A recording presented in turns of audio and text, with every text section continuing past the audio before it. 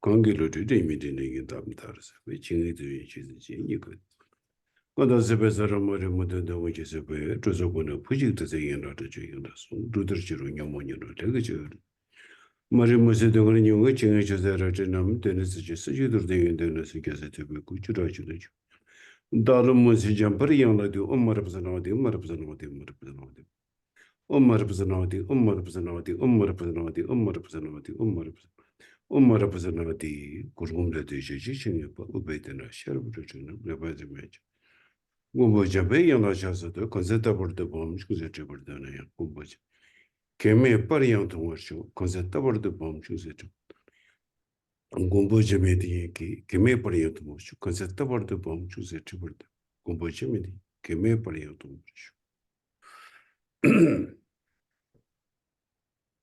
Is there something coming up here? Is that okay? It's just showing that it's being recorded, Rinpoche. Oh, okay, okay. Let me press, got it. I get it anyway. And there's water behind you if you want any machine. Oh, I love that water here. Thank you. What is this? Okay, very good. Thank you. Welcome. So I think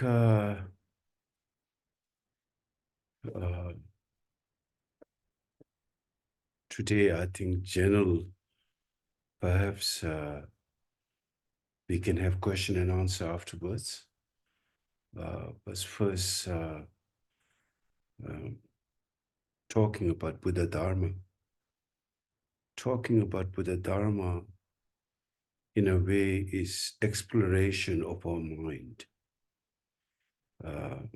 There's no Buddha Dharma outside. It's basically understanding the phenomenon and what's happening in our life.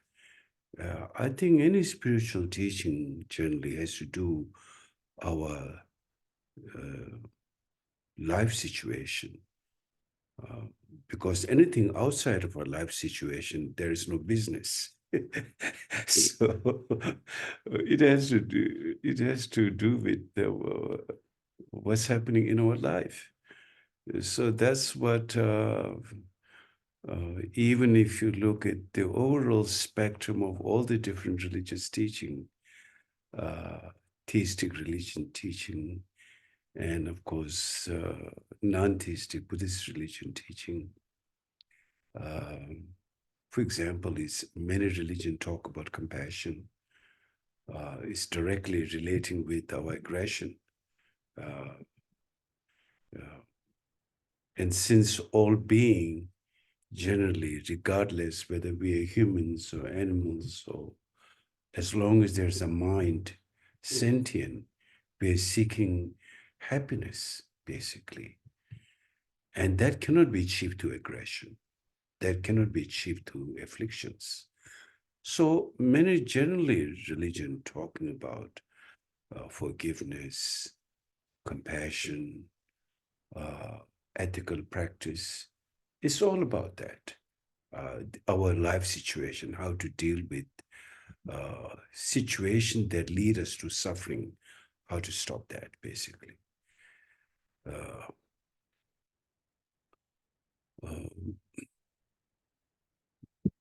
There are many human beings. There are many different kinds of beings. And we have varieties of aspiration. So therefore, one religion is not enough. Like one food doesn't suit everyone. One is varieties of food. Some are vegetarian, some are non-vegetarian. Then we have vegans, you can go to that far.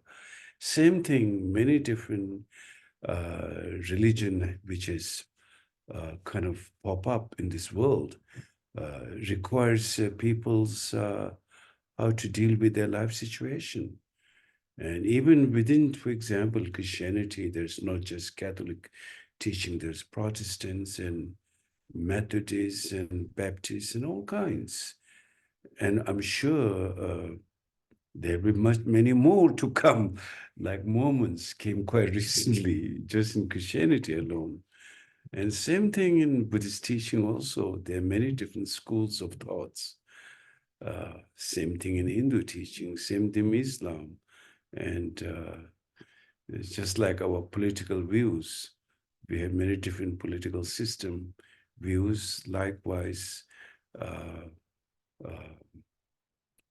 the fundamental cause for all these different ideas to come up is our mind has a ceaseless thought arising. And therefore, it is said, as long as there is a ceaseless thought arises, there is no end to doctrines.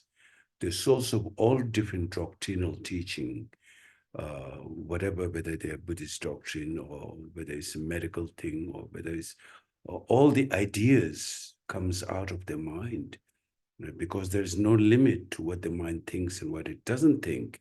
So therefore, different aspirations are the origin of the aspirations, are the mind itself, which has got so many expressions, ceaseless expression arising.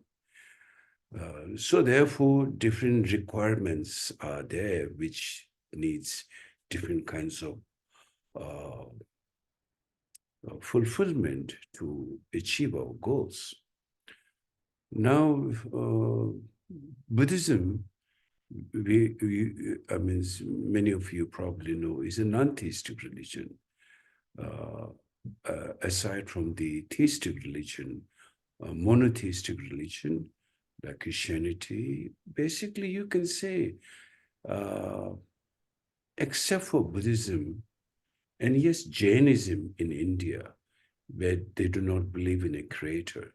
The rest of the world, from the prehistoric time, from shamanism to all the rest of the religion, believe in some kind of monotheistic religion.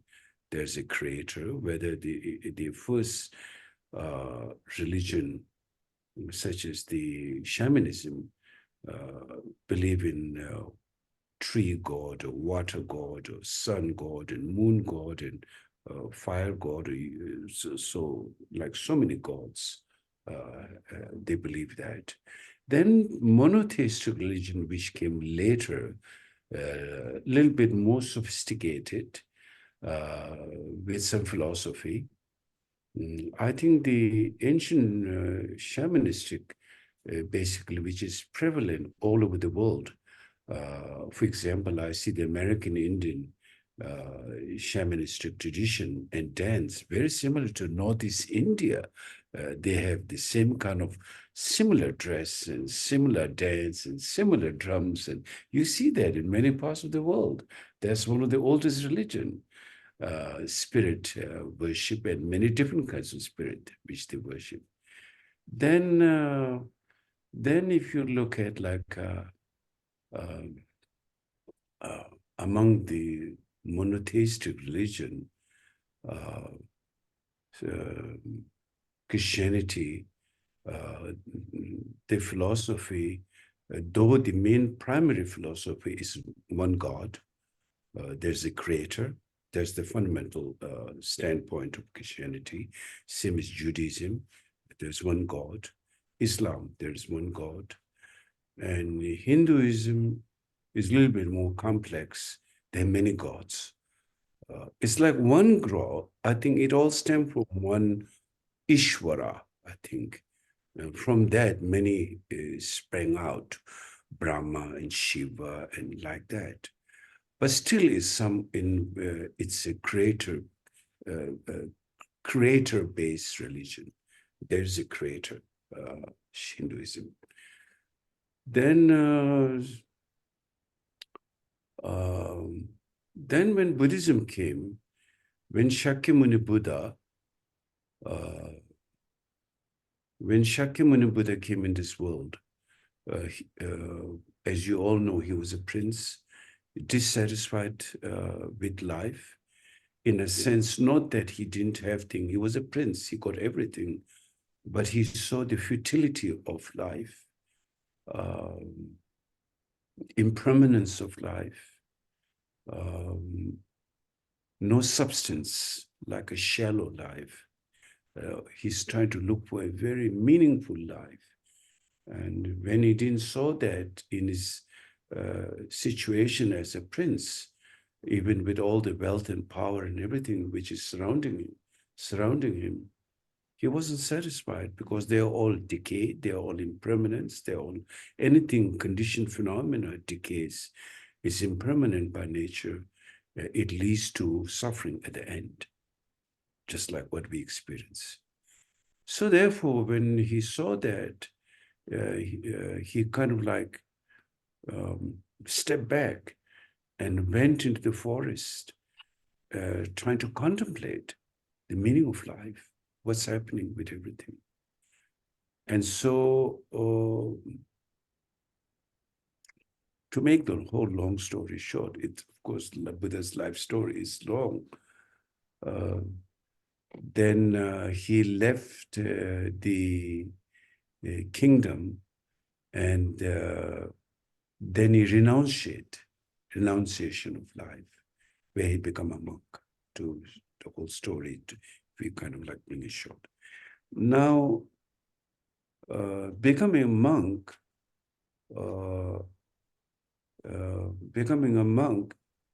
in the Buddhist tradition is not much of a, it was not a, because when Buddha was there, you can say, you know, he became the first monk, you can say, if we call it like a Buddhist monk, he was himself.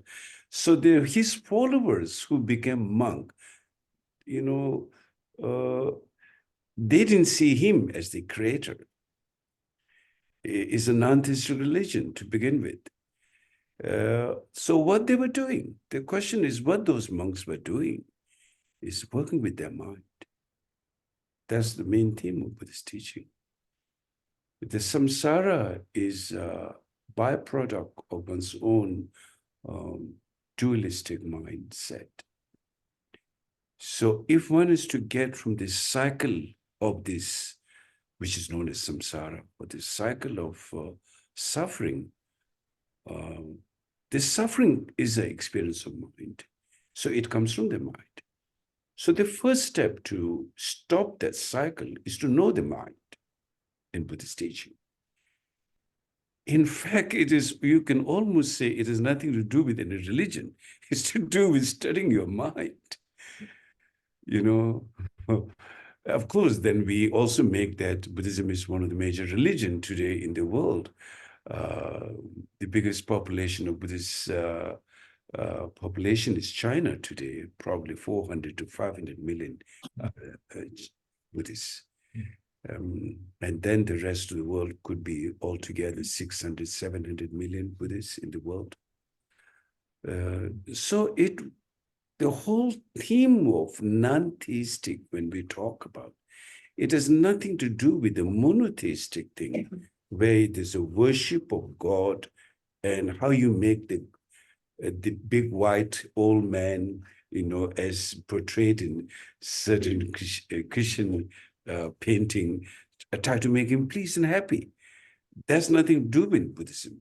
It was not pleasing Shakyamuni Buddha. It is, of course, Buddha will be happy if you are happy. There's no question of that. But the whole point how to get out of this cycle is to work with one's mind. And so therefore, when one takes a monastic vow,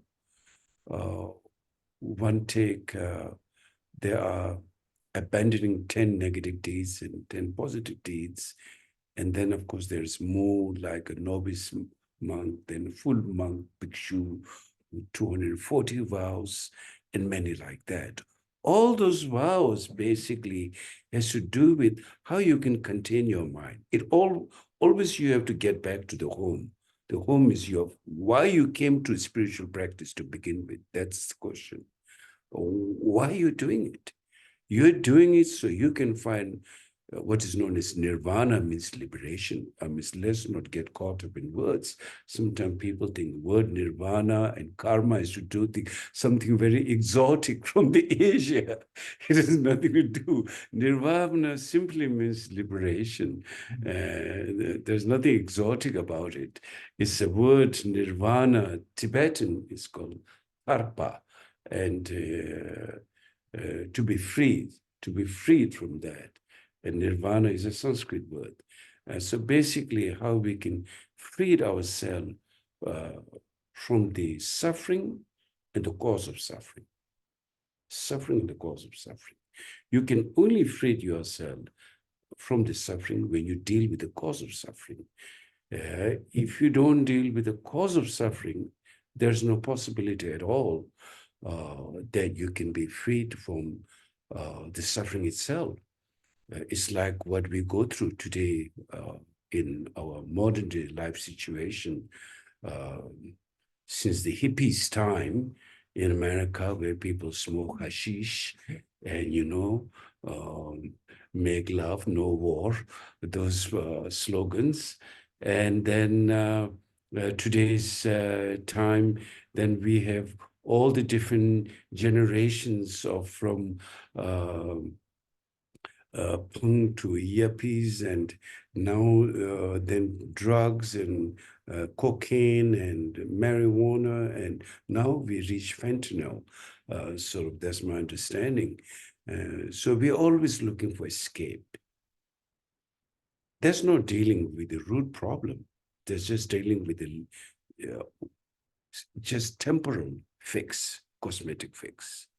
Because when you take those drugs, your minds get altered.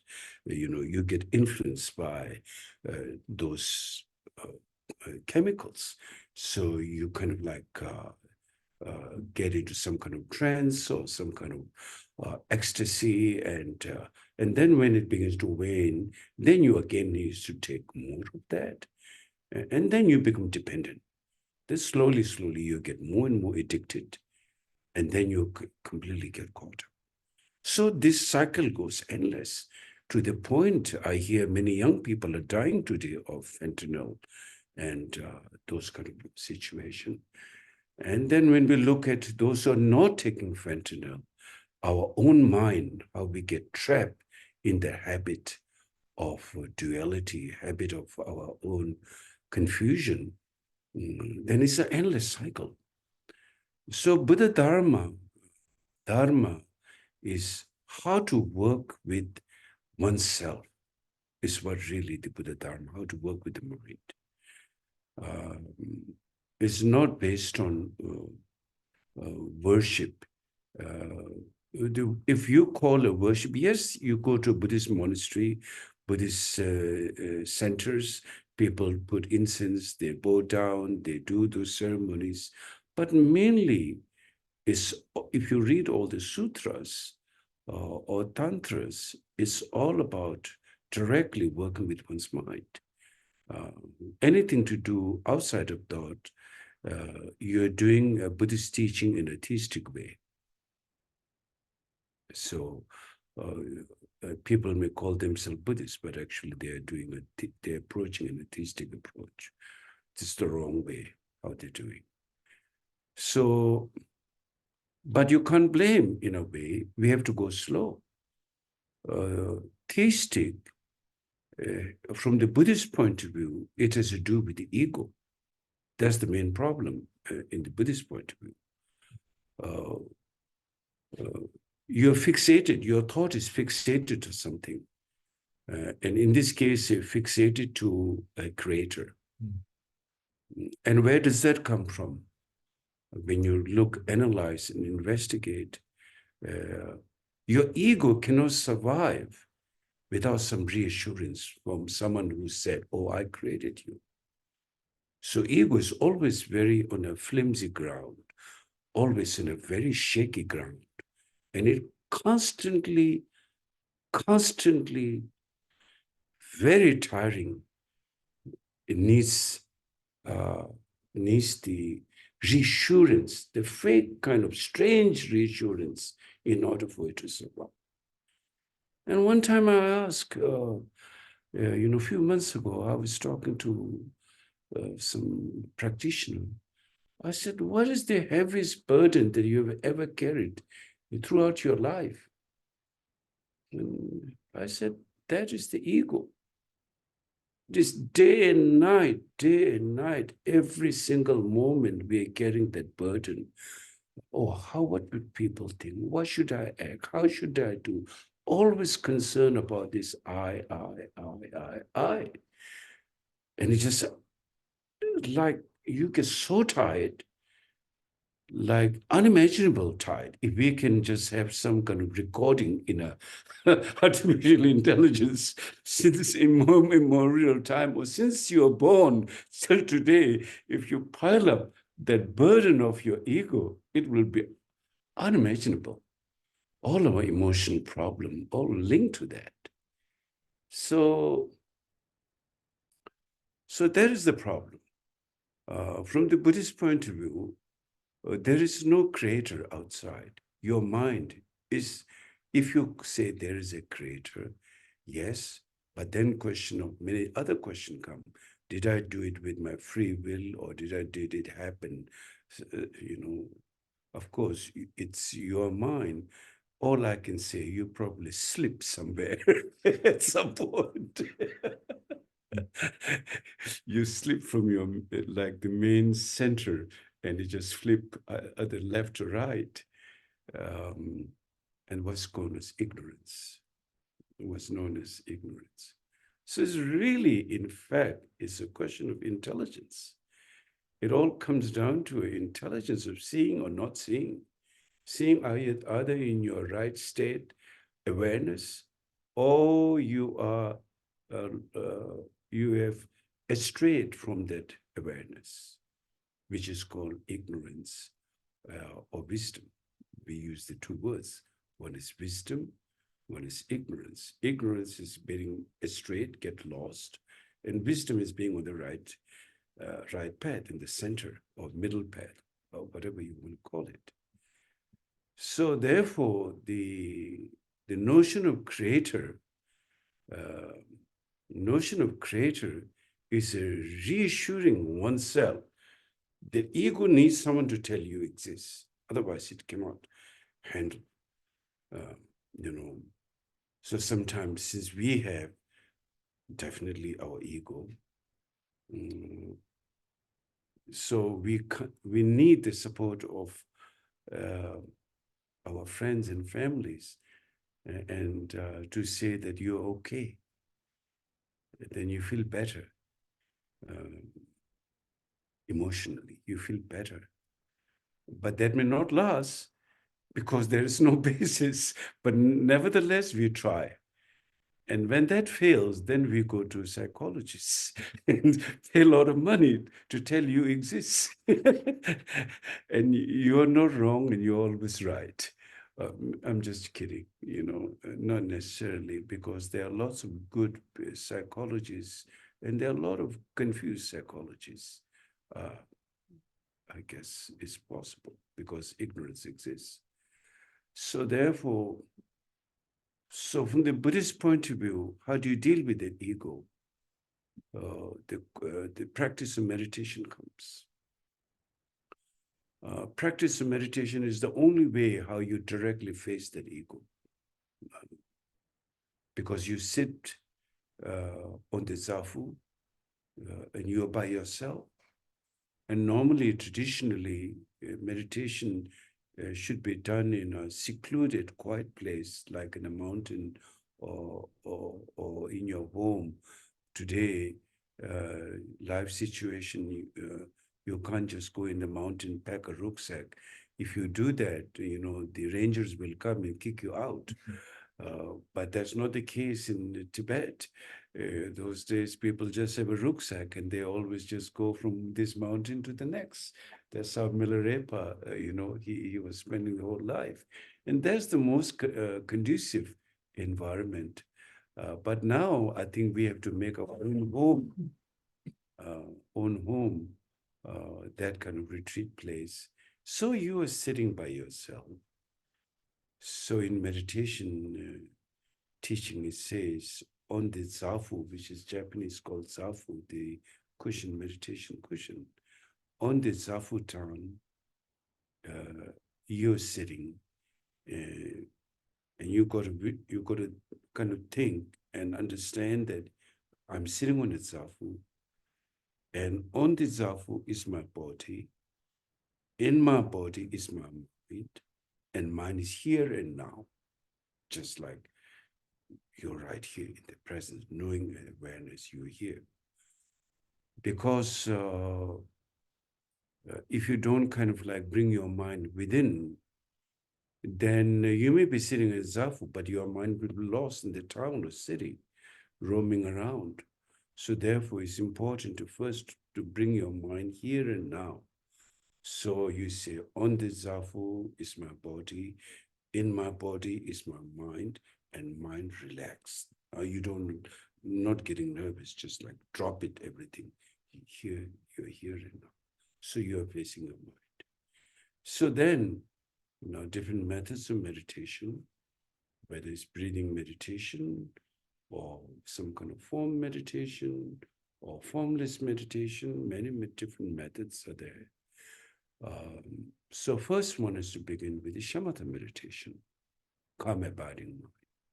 Calm abiding. Mind should be calm and abide in the present state, here and now. Calm abiding. For that, the method is you use the breathing or some object. You focus your mind and look towards that object. And then you kind of, let's say if you're doing breathing, your mind is with the breath. When you breathe out, you're just aware you're breathing out. When you breathe in, you're also aware you're breathing in. That's it. So mind is just connected to that breath.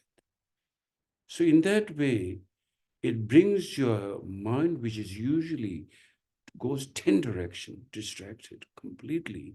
It brings it within you, your mind. So then you are just, it looks very simple, just here, breathe out, breathe in. But your mind is connected with the breath. So then while you are doing that, of course, a thought will arise. It's not that you will just go into a calm, abiding state. It may be shaken up by some kind of past, present, future thoughts, whatever it is. And when that thought arises, you need to recognize that thought right away. Oh, this thought doesn't matter, whatever thought. You don't have to search. I'm doing meditation. It should be spiritual thought. That itself is a problem. That's called spiritual materialism. You don't want to do that. Regardless what the thought is, good thought, bad thought, doesn't matter in meditation. In meditation, all the thoughts should be treated equally. It's not a post-meditation state where you try to bring compassion. But here you're looking deeper, you're going deeper into the mind to be free from the clutch of that ego and all those traps. Because if you're trying to look for good, you're still getting trapped then, in fact, in a deeper level. There's a saying, whether you get bitten by a black dog or a white dog, the injury is same. There's no difference in the injury. A black dog injury would make it worse, and white dog biting would not make it lighter. They will be the same. So whether you get caught up by a good thought or caught up by a bad thought, you still get trapped, in that. So the whole point is to realize, in order to understand your mind, to be free, first you need to bring this completely out of control mind to the point. So then when you keep doing, when you breathe, then gradually after a while, then your mind begin to calm down and then able to have a calm abiding state. Only when you have a calm abiding state, then you get freed from all this turbulence of mind, which bring all the disasters, suffering, depression, confusion, those come from the turbulence of mind. So the turbulence of mind is beginning to calm down. And then you're able to see your inner clarity of your mind, which is like, I use the example, if you go next to the beach and if you see like water, the muddy water, and if you try to, oh, I should clear this muddy water, you try to stir it up, it will get more muddy. So you don't want to do that. You just leave it as it is. All the mud will go down and you will see the water clear. It will manifest. It's the nature of the water has a clarity. Same thing, nature of the mind has a clarity in itself. You don't have to search for that clarity. You don't have to look for that clarity. It's there, it will shine by itself. Right now, we are obscuring that clarity by like doing the other way around, like stirring up more mud. So it gets more murkier, more muddy, they're more confused. You don't have to do that. You just watch it. It will settle by itself. That's the way, that's how you, first step of meditation is learning about the practice of meditation called shamatha. Now, once your mind begins to calm down, as I said, your clarity is a natural quality of your mind, which is based with intelligence, wisdom. So it will direct, it can have a fundamental change in your life because it directs you to the right path. It shows you the right way, compassion, wisdom, free from all the clutches of emotional caught up, whatever they are. So it has a natural process of cleansing out and a sense of direction. And then also, since the mind nature is fundamentally Buddha nature, in the Buddhist teaching, there's a basic goodness in the nature of all mind in the Buddhist teaching, which is called Buddha nature, Sugata Garba. The nature of Buddha nature has three qualities. Mind is three qualities. Clarity, bliss, and emptiness. In other words, emptiness means mind is wide open, utterly open.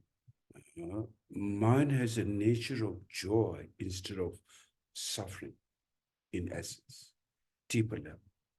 Mind is a nature of clarity, how you can confront all problems of life, all challenges of life, all ignorance, how you can overcome those. It is a natural sense of clarity, intelligence. But when our mind is not calm, when our minds get foggy like a fog, then all those qualities are even there. We don't see that. Instead, we see afflictions, we get trapped in affliction, turbulence, depression, a lot of suffering. That's also a play of the mind. If you want to use word play, both are play of the mind. Wisdom is also play of the mind.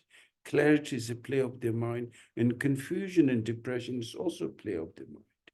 Now, how you come to overcome the fog or that or the delusion or the darkness of the mind is through the method. Your mind already have a natural method within yourself to clear that. That's called clarity. You already have that. You don't have to buy it from outside. It's already there in your mind, how the mind can clear itself. And so therefore, inherent quality of all being is called, in the Vajrayana tradition, is called Samantapatra, all good, or in the Mahayana Sutra tradition, Buddha nature. Or we can call, on a very ordinary language, basic goodness. Basic goodness. My nature is a basic goodness. It's not evil by nature.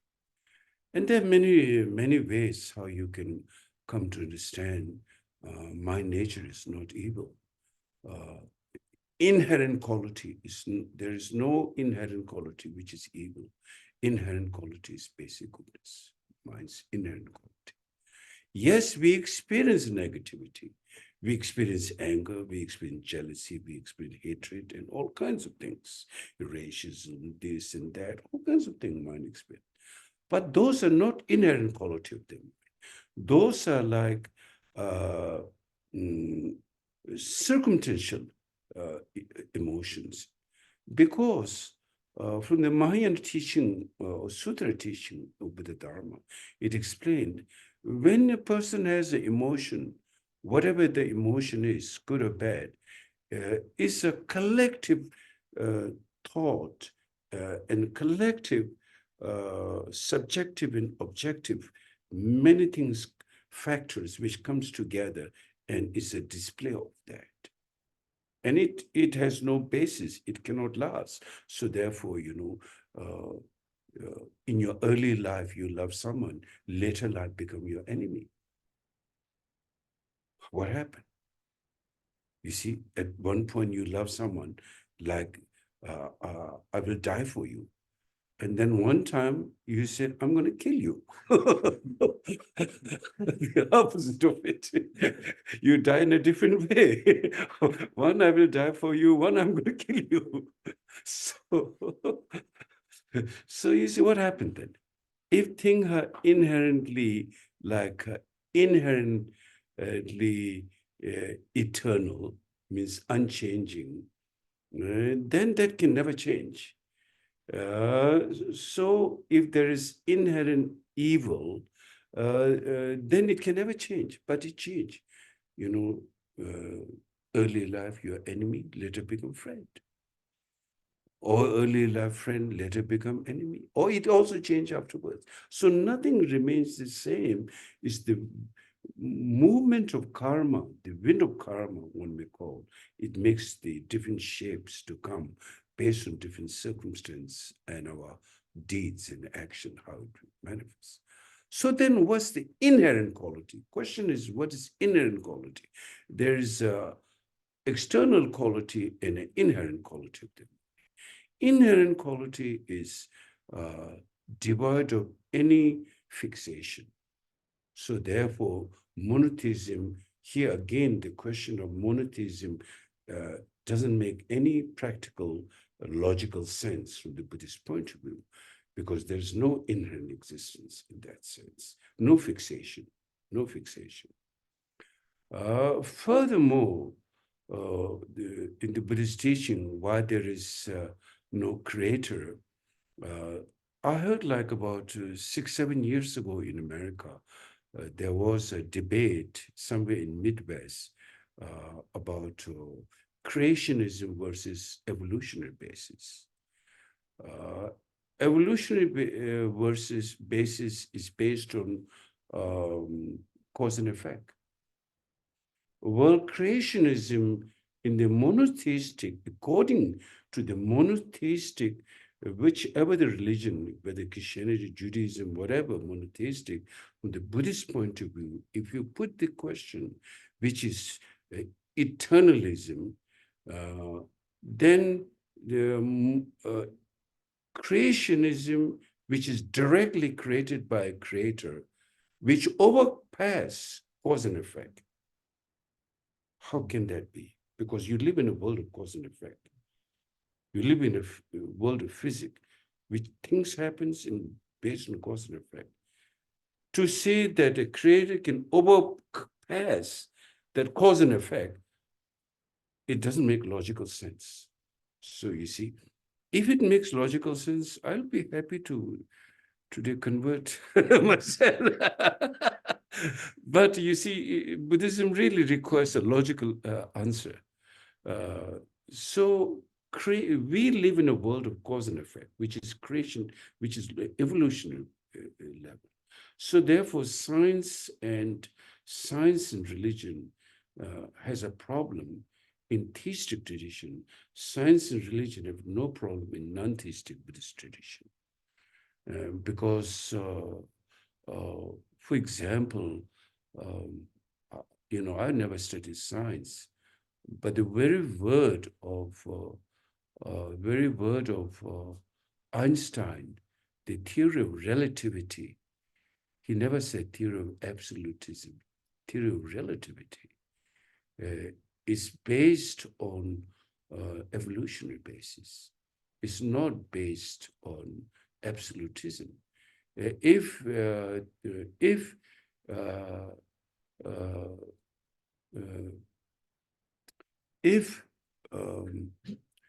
theory of, according to the creationism, then there would be no evolutionary. That means there would be no relativity. One thing leads to the next. The relativity can only happen on an evolutionary phenomena. It cannot happen in a creationism phenomena. You have to ask that question and see. So therefore, so when you talk about relativity, at the same time, it talks about devoid of any fixation. That is, it's given. It leads to that. It's mean which the Buddhist theory of emptiness comes from that. Devoid of any independent fixation, devoid of any independent,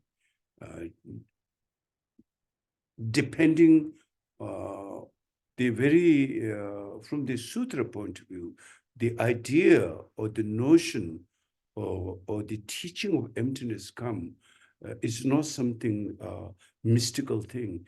Teaching of emptiness is based on devoid of any independent, but the phenomena which is dependent. Dependent means there's no independent, there's no fixation, which is relativity. So nature of relativity is absolute truth, and the absolute truth is connected with relative. So non-duality, the theory of non-duality, to come from that point of view, based on evolutionary, not based on creationism. So that's much deeper subject, something to investigate and something to look. So then I think human intelligence is very important, that we need to ask questions and study and reflect and then meditate. So then on the meditation point of view, how you deal with this is how to first bring the calm abiding state of mind, known as shamatha meditation. And one is to sit a lot, because without sitting long time, the mind is so unruly mind, you cannot bring it to your focus. So therefore, a discipline is needed in meditation. Then once you have achieved the goal, then it really makes no difference. Absolutely make no difference. But that's a long way. That's a long shot, we would say. That's a long way. So first we need to sit quite a lot in developing meditation. Does it make sense what I'm saying? Yeah. You mentioned clarity, bliss, and emptiness. Yes. I may have missed bliss, the bliss. Bliss. Bliss is when you sit. Now, when there is no turbulence, for example, we are flying in a plane, and if there's no turbulence, then we are happy, and it's a nice ride. So same thing, when you're meditating, if there's no turbulence, then naturally there's a bliss, joy of mind, or bliss in the body, bliss in the mind. And sometimes it lasts for like few days, or sometimes few months, or sometimes few years. There's also different experience with different people. So it's natural when you do meditation, you will encounter this experience, the clarity which is inherent in you, the bliss, joy which is inherent in you, and then the utter openness, that mind is not stuck anywhere, like utterly open. And that also, one will experience that. So there's tremendous benefit in sitting practice of meditation. And needless to say that how it leads us on an ethical path, how it leads us on a compassionate path, how it leads us compassion, not just outwardly, but here the compassion is both object and subject. You can say the subject is not just others, subject is yourself at the same time. That's a genuine practice, genuine spiritual practice. When you do spiritual practice, you have to do genuine. You have to come with a genuine mind. If you don't come with a genuine mind, if you're just looking for like fame and power and name sake, then that's not a genuine spiritual practice. It will not happen. Those qualities will not manifest in you. So you really have to come with a very genuine. So therefore, there's a saying, someone who approach the spiritual practice should regard themselves as a patient, a sick person, like our mental illness, like recognize that needs to be healed. And the teacher should be regarded as a doctor, and the teaching as a medicine, and then application of that is like a taking medicine. So that's how the spiritual practice should be approached in that way. If one approaches spiritual practice teaching, oh, I will get that idea and I become famous, I will learn that, I can write a book and I will be, #1 seller, this and that. And then your whole approach is so different. So that's the wrong approach to spiritual practice. So therefore, what I'm trying to say is subject is not just the audience over there, you are also subject. In that way, we can be right on the ethical path. And that's a problem sometimes when certain teachers, those who are not developed, or certain student not practicing on the bodhicitta mind, and then they kind of miss their own afflictions. So when you have that, it's like a mirror, which is two sides. So then the ethical practice of not harming others and benefiting others. So the benefit is two sides, yourself and them. You're not like left out. You see, you're in it. For example, the person who rows the boat and the passenger, they all get across at the same time. One who's rowing the boat and people sitting in the boat, he's trying to take, they all get on at the same time. Even the focus is the passengers, but he himself or she, will get across at the same time. And I think that's very important. That's what really Buddha's teaching is like that.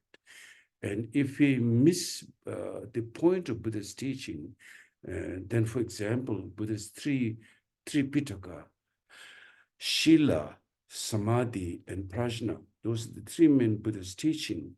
Shila is ethical, and Samadhi is one-pointed meditation, and Prajna is which I was talking about, clarity. It leads the mind. Once the minds get freed from those afflictions, gradually the natural quality of the mind is clarity, a wisdom, prajna. It leads deeper and deeper to that. And in that way, I think we benefit from oneself and other being at the same time. Otherwise, it can be spiritual trick, spiritual materialism, dangerous also. Not necessarily spiritual materialism is bad all the time, because the experience of clarity and openness and bliss, we need that. To say that, oh, I don't want no spiritual experience, just let me be in a vacuum space. Nobody will be interested in that. You need experience of clarity. So it reaffirms you, push you further on the trip, so those qualities are part of it. Like if you want to climb the rooftop, you need a ladder, though ladder is irrelevant once you get to the top, but ladder is important to support you to get to the top. So each steps you can rest, and gives you enough energy to move to the next step and the next step, like that. So we need those support, but we can't get attached to that. That's in the practice of meditation, even you feel so much bliss. Moment you get attached, then you will lose that quality. So when you just lesser the attachment, your mind, your experience get deeper and more profound. So it's many things in life is like that, isn't it? When we get so attached and cling to it, then things get into big problem in anything. So more relaxed and more openness, you're able to create a sanity there instead of insanity. So like that, so practice of spiritual should really come from a very genuine mind. First of all, seeing, when Buddha gave the teaching, he started Four Noble Truths. The main thing we are trying to deal is our suffering. In order to deal with the suffering, we need to go to the origin, what causes the suffering. It's the same thing. Then if you are a genuine practitioner, whether your practice is, whether it's Hinayana, Mahayana, Vajrayana, whatever approach you're doing, you have to come with a genuine mind. I'm like a patient. I'm going to deal with this. I'm going to work with it. I apply that. And then when you do that, it's very transformative. Definitely it's transformative. There's no question about that. When you directly work with it, it's transformative. But if you kind of like not approach that, but approach with the wrong notion of, as I said, with pride and some interest of your fame and power and like that, then spiritual practice will never work. It leads you to a whole different world. It's not spiritual practice from the Buddhist point of view. I guess for many others also, when they talk about, other traditions talk about compassion and forgiveness, you're not trying to act like an actor in a show, but trying to do it genuinely, So I think furthermore, in the non-theistic tradition, it requires further deeper more about this nature. So something like that. And then now the question is, everyone is different aspiration. And what's your interest, for example? How farther you want to go into spiritual practice? Or just, then of course, Buddha Dharma is like a grand buffet, so to speak. If you just want to do good karma, you can just do that. You want to go 9 to 5 job and come back, drink a beer, go to sleep, try to be a nice person. Yes, you can do that. Also, try to be a little ethical. You don't have to go all the way through. You try to do some, be a nice person and you live your life. But then according to your vision, your destination will be also like that. When you think small, then you achieve small. When you think big, then you achieve big. Same thing in spiritual practice. When you leave, I like to take care of my family. Then of course it's nice, but you don't think of other sentient beings. When you leave, the rest of the all sentient beings who are going through suffering and try not to engage with them, then your world becomes small. No question of that. So according to your mind aspiration, your achievement and fulfillment will be accordingly like that. So from the Buddhist point of view, Mahayana point of view, I would say Mahayana point of view, the practice of Tonglen, which is, you start with your parents. And since we, most people love their parents, there are exceptions who don't, but most people. So you try to take for example, if your mother has been challenging for you, then you think of all the kindness that she's given you. She's raised you. She's almost have no sleep for like 1 or 2 years. I asked some mothers, how long you go through without sleep? They say like a few years.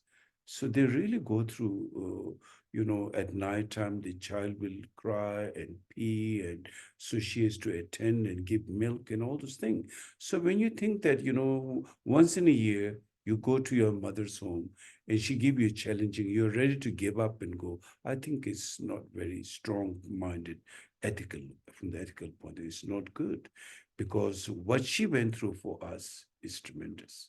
So when we think of that, oh, my mother went for like so many years, how hardship for me, then naturally your anger, those melts away, because that particular negative emotion at that time get overcome by the positive mindset.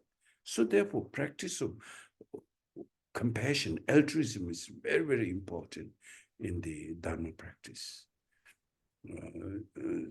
So therefore, there's a particular practice called Tonglen, where you do sending, taking and sending. You take your parents and other beings gradually, their suffering to yourself, and then give your happiness to others. Gradually, I'm talking gradually, is very, very beneficial. I think perhaps at the beginning, doing it like to a large crowd, taking the suffering, if your mind can handle that, is great. I think one should start gradually with one's loved ones, and then go to more outside. That's beneficial. And so therefore, that's become a very important practice. Now, in that way, what happened, when we talk about compassion, again, the question comes down to ego. Since ego is the root cause of all of our misfortune and suffering that we don't know. We are so used to that. We think ego is the most important thing, ambition. And in the modern world, people teach us about ambition. Yes, to some extent, you need to find a balance. What you want to achieve, you need some encouragement. You can't achieve anything in life without encouragement. But discouragement is not good. We know that. And too much high ambition leads to ego and affliction. So you see, we need to find the right balance. How much ambition, or with a positive mindset, that we need. And the discouragement definitely is a low point. Neither you cannot achieve, even in spiritual practice or in your worldly achievement, you cannot. So I think there's very clear guidelines on that. Discouragement versus encouragement, and how you find the balance in that. So you don't want your ego to, win. At the same time, you don't want to fall down. So you need to find the right balance there. And then, because when you work with the ego, you have to be very skillful. Ego is not as simple as, oh, it doesn't pop out just like that. In fact, ego will say, oh, today you work with the ego well. It may be the ego itself telling you that. You see, so it's pretty tricky. How do you come to know? It's your ego telling, oh, it's your wise mind telling, So therefore, you have to be very skillful dealing with everything has to be balanced.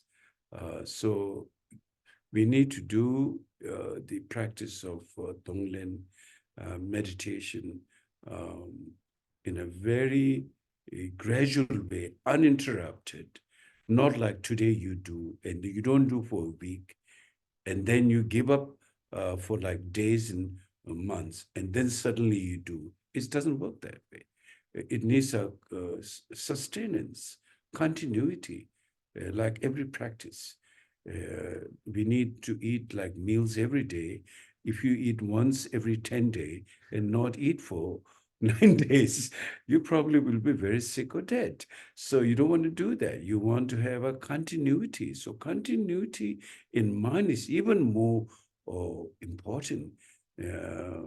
We tend to focus so much on physical side, but we tend to forget about the mind side. Mind is even like subtle. Mind is not an object that you can see, you can touch, you can bend. Or mind is like continuous awareness. So how do you bring that challenge, to take the challenge to work with the mind? There's tremendous challenge and tremendous reward in that. And the way to do that is through the practice of meditation and step by step. So that's what I'm trying to say in the Buddhist practice. You can do very simple, choose a life of very simple, simplistic practice, 9 to 5 job, then come and do a little bit of meditation, and then, being, nice to your family, nice to your friends, that's it. Not much development, but at least some level of peace, though that peace can be very shaky, because as long as you don't work with affliction, and any little thing can trigger, and that can be, we all know, can be very dangerous in the long run. Power of ignorance is very powerful. Power of habits are very powerful. So we need to work with the mind. And so then the next level of practice is someone who just do Tonglen practice, do like, half an hour of meditation. Yes, they will make some change, but that's also okay. Then there is the other level of practice who really want to cleanse the root cause of this samsaric phenomena and go all the way deeper to the level of ignorance, knowing more about mind, than getting deeply into spiritual practice.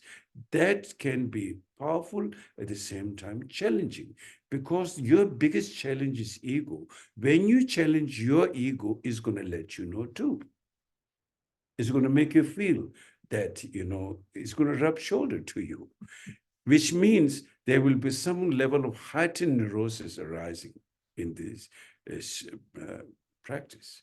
Not necessarily, but there is possibility, because you're challenging your ego, and ego is intelligence. Ego is not, when we talk ignorance is also intelligence. How it get twisted is a misconstrued intelligence. How it make you see things.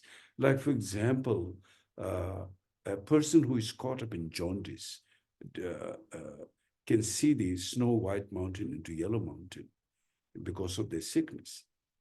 So like that, how it can make you see things differently, how it can challenge you. So it's called, like, sometimes, you, for example, in meditation, you have to know exactly to relax your mind and follow the practice of meditation. But if you don't have the right kind of teacher, you just focus your mind too much, it can make crazy. One of the things that's happening is America, modern society. Too much thinking. We don't leave our mind in relax. There's not much space left to the whole society, this life situation, job situation, everywhere. Pressure, pressure, pressure, pressure. So much pressure that it makes people like go crazy. Then huge number of people in anxiety and depression. That's the result. Too much thinking, too much thinking, too much analyze, unnecessary observation is called. So you need to find the right balance in your mind. That will come from shamatha meditation. Shamatha meditation will help a lot how to, bring balance in your life situation. Otherwise, the society gives too much burden on you, too much pressure in every aspect. So that we lose the kind of like innocence. Today's children, I heard in Japan, like 13 years children, a lot of suicidal rate. Too many hours of study, 13, 14, 15 hours of study. Same in China, too many hours, so much competition. If they don't study much, they won't get enlisted in a good school or college. So they pressure from their parents, pressure from the society, and then finally some of the children go and suicide, kill themselves. Same thing happening, in our society. So modern society without meditation, something to how to handle mind, it goes crazy. And that's what's exactly happening. The way the people are taking drug, young people are taking drug, it's like they are left helpless and they're taking refuge in that drug. So they can knock themselves out and forget about, uh, getting distant from the reality of life and get intoxicated, alter their consciousness, and then become very dangerous. So there's all problem of lack of spiritual guidance and spiritual. And when we talk about spiritual, as I said, it's really oneself. All those followers of monk or Buddha are not there to worship him. Yes, it looks like people do prostration, but actually working with their mind. The whole point of prostration, for example, in Buddhist teaching, is to let go the ego. Because, they say your forehead, those who have big ego, they kind of look at the sky. We say, oh, you never see the ground. You just see the cloud all the time. It's like so proud and. So when a person bows down, you kind of let go your aggression. You let go that. So that's the whole purpose. So then it's directly linked with yourself. It has nothing much to do with the Almighty or like that. But it's not seen that way, but it's shown to let go one's ignorance. And when you let go that aggression, you see your beautiful nature, openness. I think so. One has to really understand Dharma properly. Otherwise, it looks like a spiritual trip also sometimes. So now I think we should do a sitting practice of meditation. So please sit, in a comfortable posture. And then you can have your hand on top of each other, or you can have your hand on your knees. So look straight, but very gentle, completely like your shoulders are resting, not uptight, and your eyes slightly bending down, looking on the tip of your nose, not penetrating, just slightly like touching on the tip of your nose, and look slightly down. And then now with the breath, when you breathe out, your mind is with the breath. When you breathe in, your mind is with the breath. And if a thought arises, recognize, oh, this thought arises.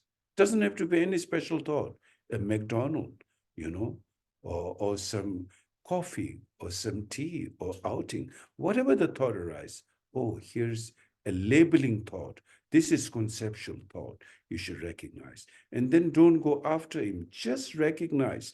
That's all you need. You don't have to penetrate. You don't have to beat that thought. You don't have to chain that thought. You don't have to put it somewhere. You don't have to do anything.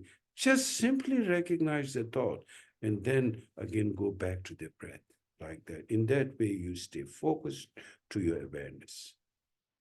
Okay. Relax.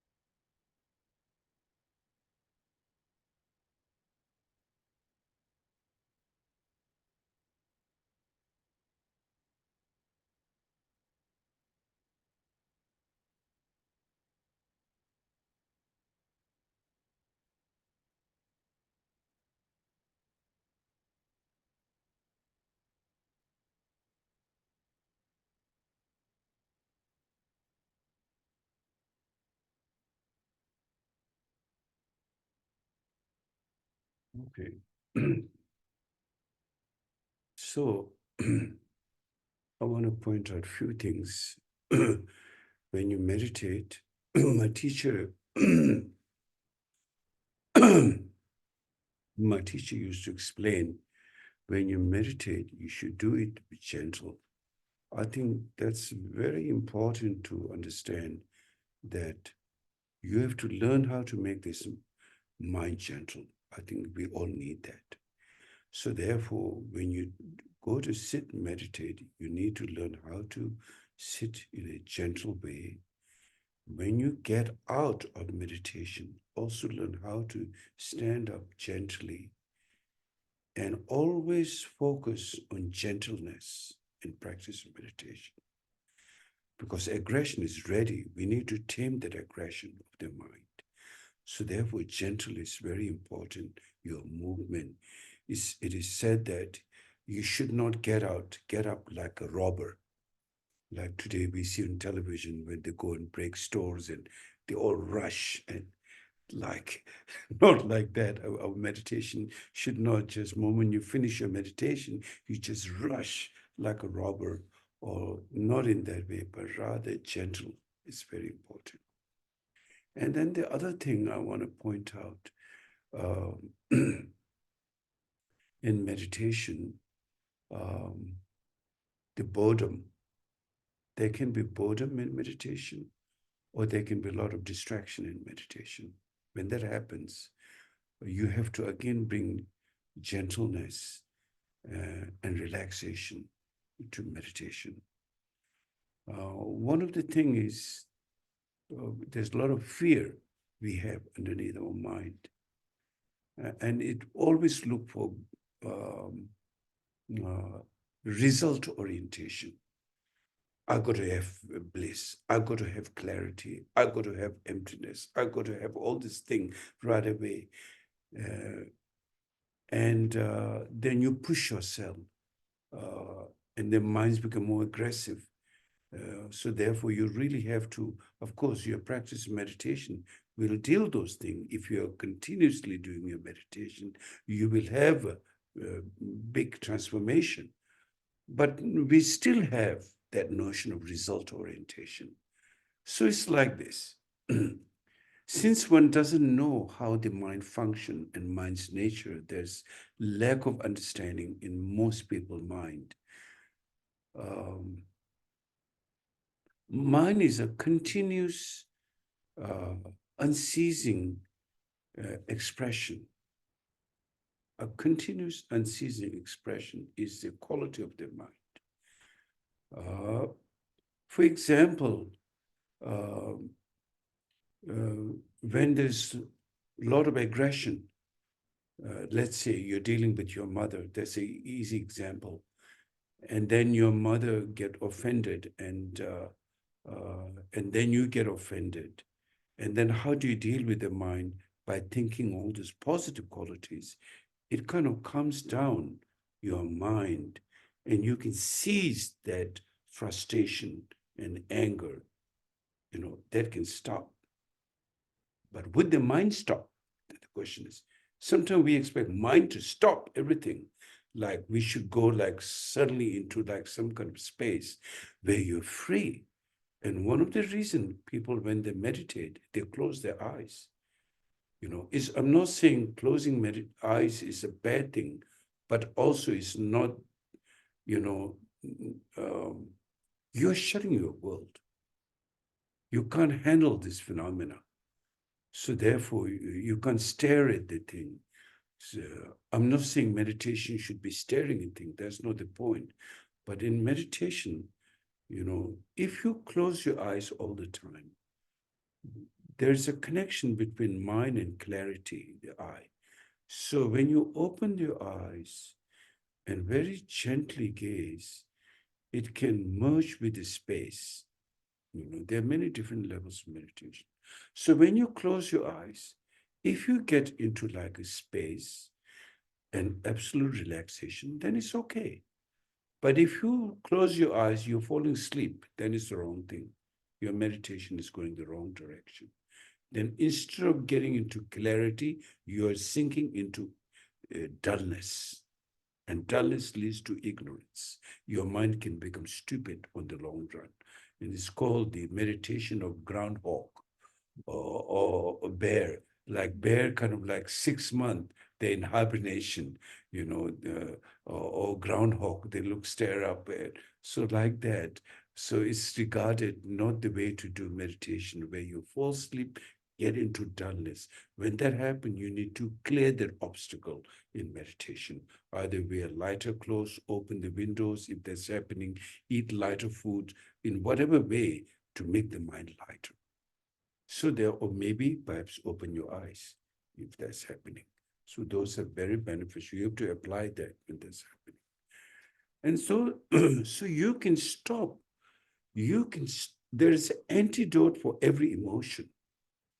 The antidote for aggression is kindness. For example, we talk about how you're dealing with let's say your mother, a situation, and that aggression can be dealt with kindness, thought of that. You can stop that. But can you stop the mind itself? You cannot. Mind has an unceasing awareness. It's not object. Mind is not an object that you can see color or shape. There's no shape. You cannot. You look inside the mind, you put an X-ray, you go to do a CAT scan, you cannot see your mind. Mind is not an object. It's, if you say brain is also not an object. Brain functions. Brain has important function with the mind, with our consciousness. The mind, in fact, influences the brain, not the other way around, So, so therefore, mind is not an object. So it has an unceasing expression all the time. Can you stop that unceasing expression? You cannot. And when you try to do that, you get fixated. That's perhaps the birth of monotheism comes from that. That's where the rise of the ego comes from that. When you try to stop this expression of the mind, you cannot stop the expression of the mind. It's a natural energy.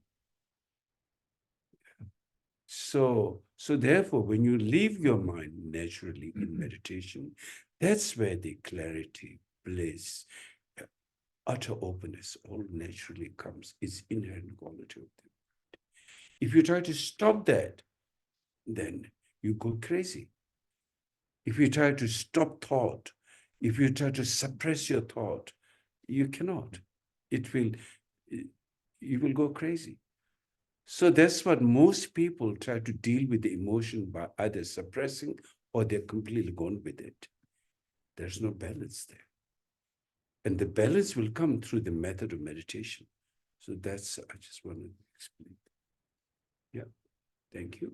So you have any questions? We can have discussion. Any questions, Jim?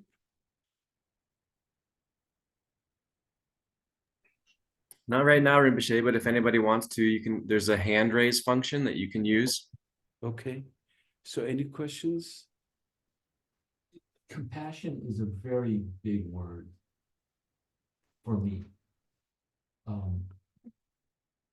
And I appreciate you using the word gentleness and kindness. And I tend to try to distill the word compassion a little bit, because I find that with at times I feel like I have compassion fatigue with so much going on in the world, in the Middle East, in Europe, and one wants to pick one side versus the other. Even in the US, there's a lot of things going on, and it becomes overwhelming. And I feel fatigued. What are some of the methods or skills, or what can you say about that? I also have a similar thought on this line. What's happening in Middle East, what's happening in Europe, Ukraine, tremendous suffering, no question of that, on every side.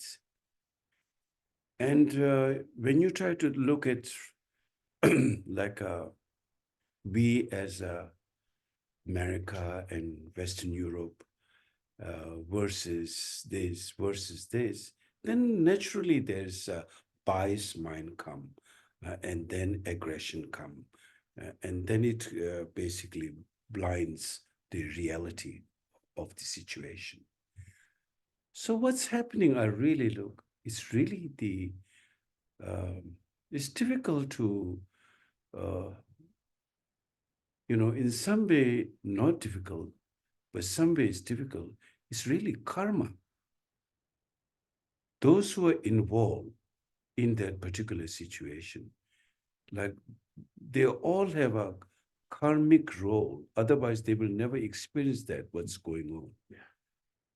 And that's very difficult to say to people. When things are easy, we can say, oh, it's your karma. People, oh, I have a good karma. But when things are really difficult to say it's your karma, nobody likes it. But then you feel tremendous compassion. The genuine compassion comes. How people create that situation through their affliction and ignorance. Otherwise, they will not be experiencing that. For people to go through that is their own negative karma, whether in the past life or at some point. Otherwise, without any cause and condition, it will not manifest in their life. So that's a little bit, sometimes when difficult things are there, very hard to tell people, oh, it's your karma. But then at the same time, it's true, without one's own participation on an individual level, or in a collective level, as a nation or a collective level, as a community, then there is definitely one goes through that, good or bad. So it's a karmic thing. And so there's all the more reason I feel the Dharma should really spread. The message of compassion should go. Message of how people can bring out clarity, how people should look far-sighted, not short-sighted. Those are very important. But it's very sad. As you said, fatigue, yes. But the danger always lies because of the ego. Oh, that particular group is linked with my own philosophy, so they should be protected, and not the other one. You see, we always, our ego comes and try to play its role, and that's dangerous also. Yeah, that's what I think. Go ahead, Matthias. Hi, Rinpoche. Yes? I actually have a question that's also about compassion, but it was a question about a person that attended one of our Thursday night meditation a little while ago about Tonglen, because you mentioned about Tonglen tonight, Rinpoche. And their comment, and I could not answer properly, so that's why I'm asking, was, well, when I think about the suffering of others and taking in the suffering of others, for that specific person was very much about, because of personal past trauma, was too hard to take the suffering of other, either visualizing taking the suffering of other people. So they actually felt that Tonglen was making them very sad and very depressed, because now they're acknowledging all the suffering that is in the world. So the question is how one should deal with Tonglen if they are feeling overwhelmed by suffering as they take suffering from other beings in. I didn't understand your question. Can you say it again? How to deal with the suffering, because in Tonglen we take the suffering of other beings, right? So this person was just saying to me that when they do that, they feel overwhelmed with the suffering of so many beings that actually gets their practice paralyzed. They cannot practice because they feel too much the pain of others. Yeah, that, you have to go gentle again. The question we are talking about tonight. Go gentle, go step by step. No, if you try to take the suffering of the whole lot of people at one time, and particularly people you don't like, then it's difficult. So you have to start, that's why I said start with your parents, someone you love, that's easy to begin with. And then gradually, your minds get stronger. Then you can, visualize taking the suffering of others. But if you try to do that in a large scale from the very beginning, then it will be overwhelming. So perhaps that's not the way to do, So you have to go slowly, step by step. I see. Thank you, Rinpoche. Yeah. It's better to go on a smaller scale because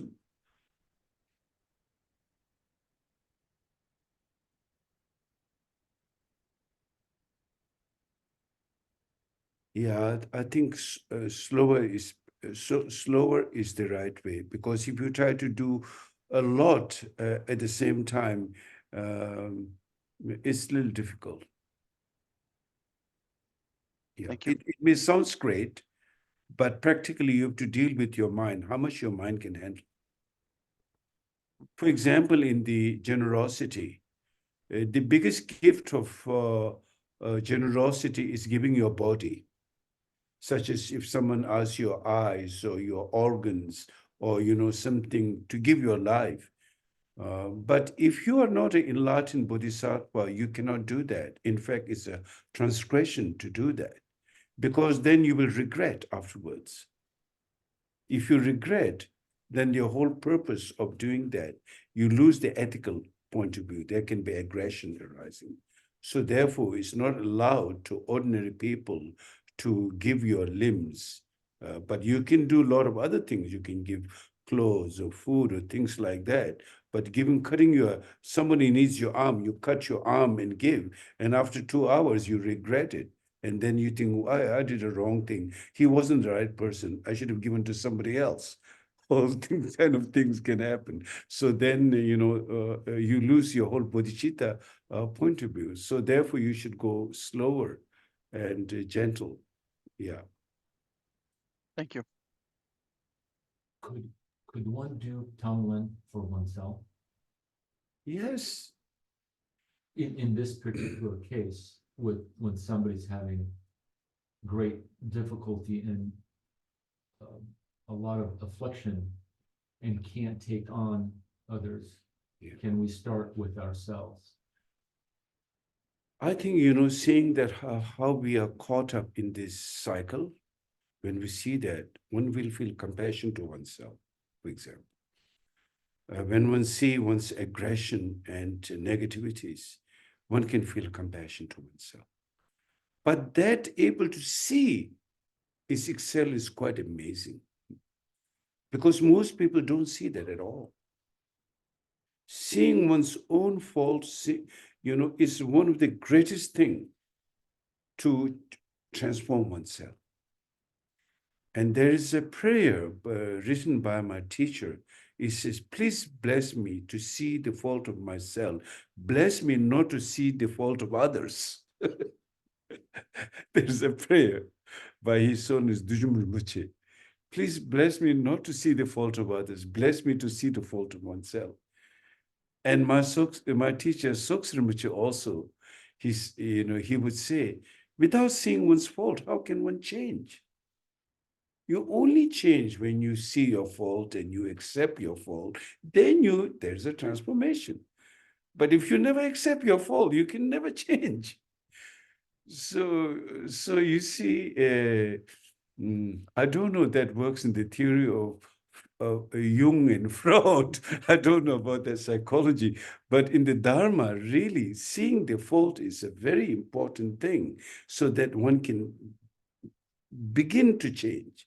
And so, for example, through the Tonglen practice, when you begin to really genuine heart of compassion arises, then you can see your own fault. To see the fault in yourself is not an easy task. It is required some level of spiritual development. Then one can say, whether you want, there's no particular breathing to oneself, theoretically you could do it, but I don't think there's not how it was in the traditional teaching.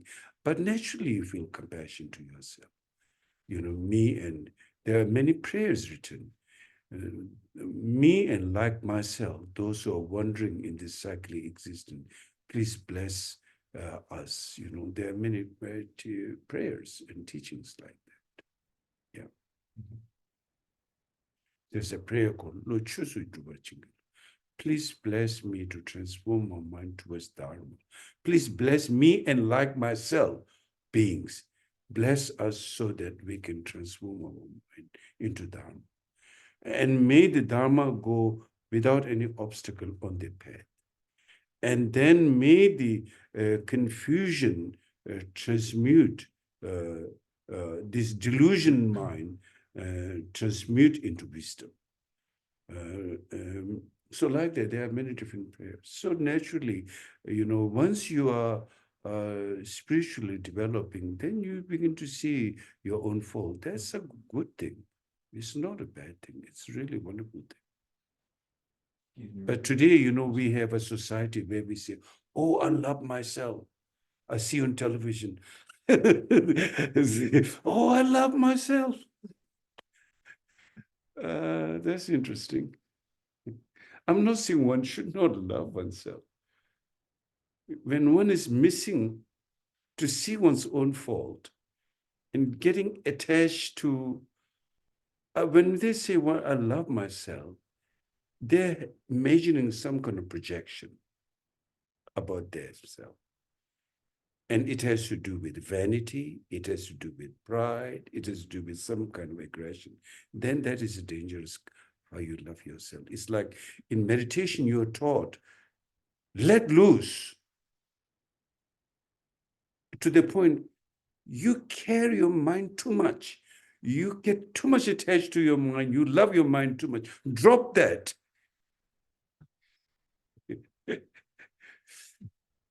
Yes, Frank. So, Rinpoche, my question is in a different direction. I've met you many, many years ago. You talk about the different levels of, you know, you can do your meditate 5 minutes a day, or you could do half an hour a day, or you could be committed, right? So there's no doubt the second that I met you, I was committed. Yet I struggle. I mean, I haven't seen you for years. I feel energized just by being here, and I realize, oh, you know, I need to meditate. I need to, but then I go through the process.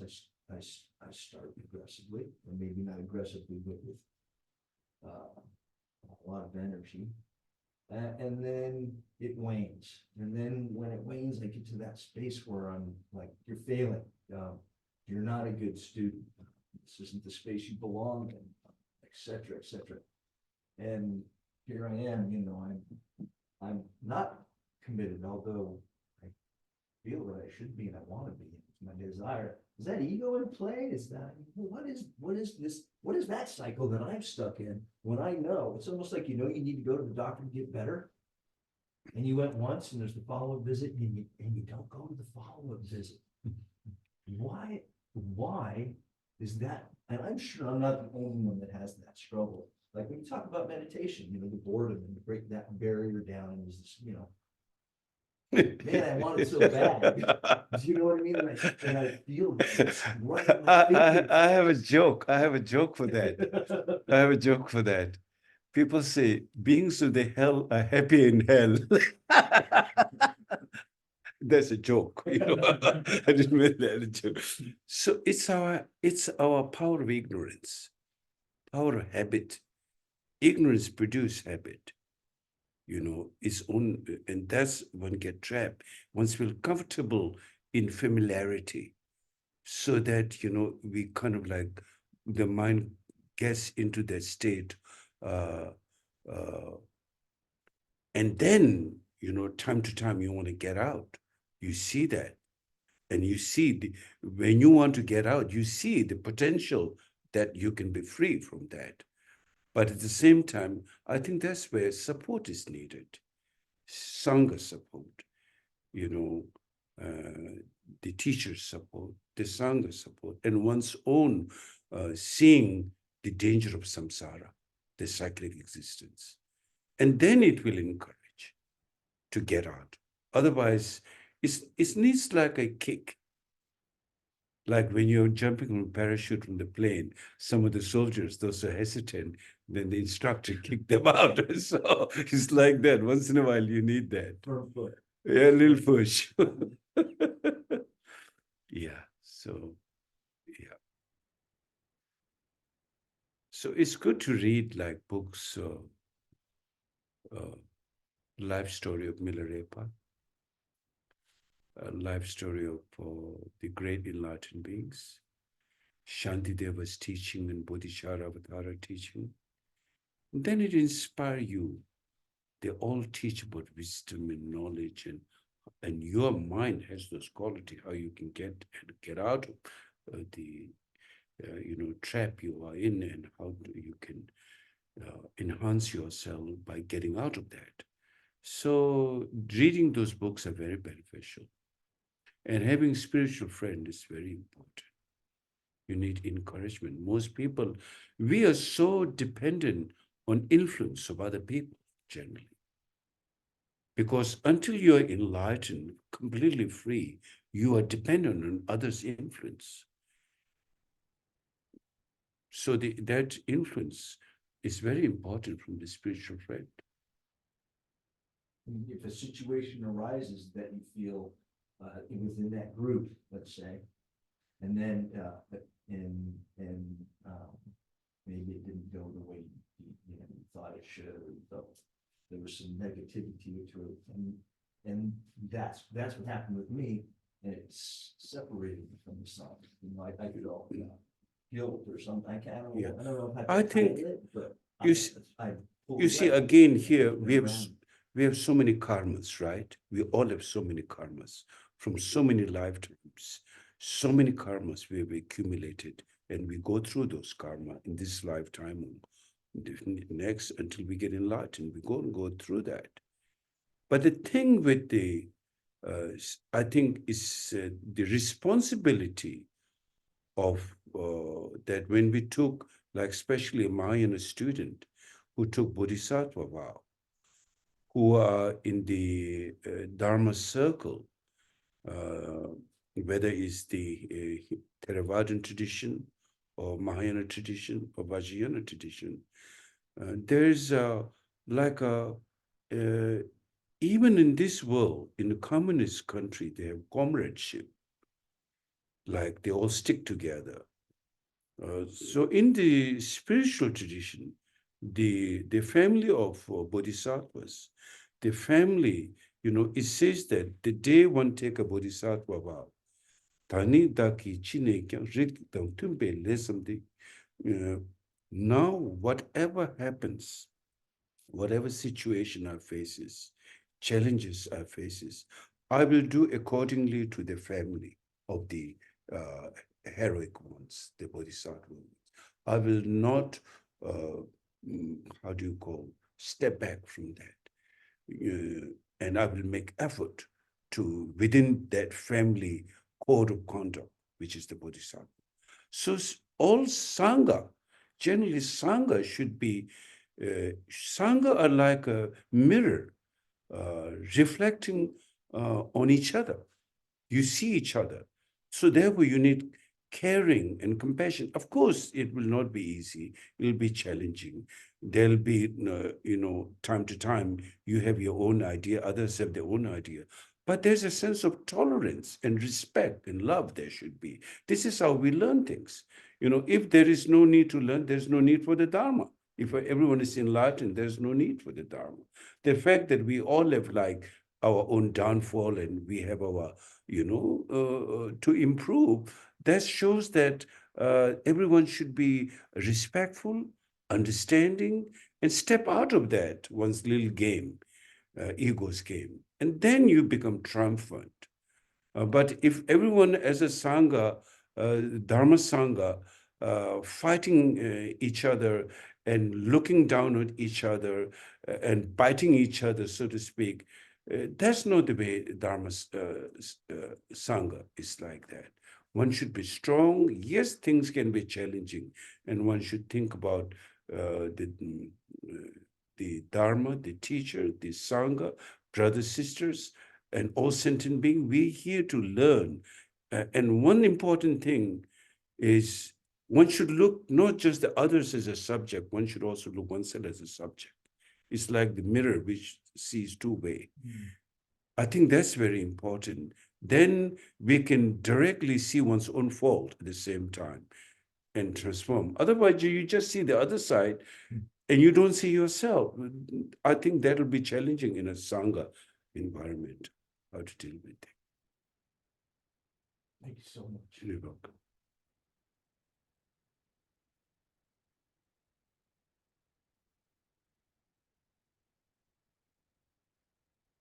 Any other questions? No, Rinpoche. Okay. Well then, thank you. It was wonderful. We have a world peace prayer. I'm sure we don't have the text here, but I will do it. In the world in general, and in this nation, may not even the names, disease, famine, war, and suffering be heard. May virtues, qualities, and merit and prosperity greatly increase, and may continuous good fortune and sublime well-being perfectly arise. In the world in general, and in this nation, may not even the names, disease, famine, war, and suffering be heard. May virtues, qualities, and merit and prosperity greatly increase, and may continuous good fortune and sublime well-being perfectly arise. In the world in general, and in this nation, may not even the names, disease, famine, war, and suffering be heard. May virtues, qualities, and merit and prosperity greatly increase, and may continuous good fortune and sublime well-being perfectly rises. So can somebody say by this merit?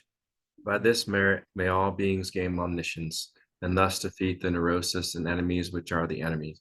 From the turbulent waves of birth, old age, sickness, and death, from the ocean of cyclic existence, may all beings be liberated. Thank you very much. Thank you. Okay. Thank you, Rinpoche. Okay. Thank you, Rinpoche. Thank you. Thank you, Carol. Rinpoche. Thank you, Rinpoche. Thank you, Rinpoche.